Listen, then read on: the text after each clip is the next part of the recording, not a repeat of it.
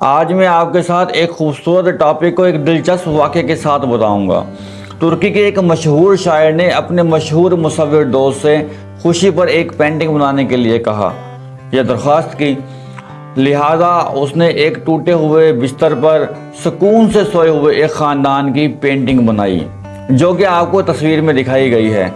اس بستر کی ایک ٹانگ ٹوٹی ہوئی تھی، 2 اینٹیں نیچے رکھ دی گئی تھیں اور اس خستہ حال مکان کی چھت بھی ٹپک رہی تھی۔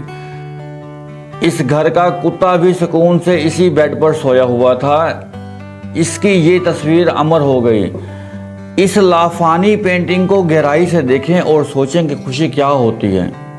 دراصل اس تصویر کو دیکھ کر مجھے ایسا لگتا ہے کہ خوشی مسائل کا نہ ہونا نہیں ہے، بلکہ پریشانی کی صورت کو آسانی سے قبول کرنے میں ہے۔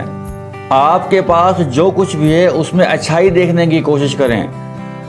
حالات چاہے کتنے بھی برے ہوں، ایسی چیزوں کے بارے میں غمگین ہونا چھوڑ دیں جو آپ کے بس میں نہیں ہیں۔ جب بھی آپ کا دل ٹوٹے تو آپ اس لازوال پینٹنگ کو دیکھیں۔